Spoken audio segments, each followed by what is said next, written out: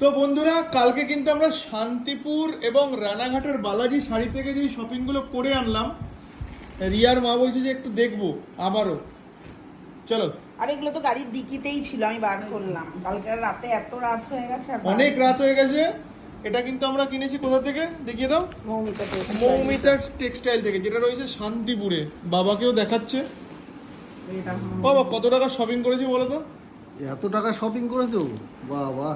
কত টাকা শপিং? সব কিন্তু বিল রয়েছে, কোনো কিন্তু ফ্রিতে এত না গো, একদম জলের দামে। ও কম দাম।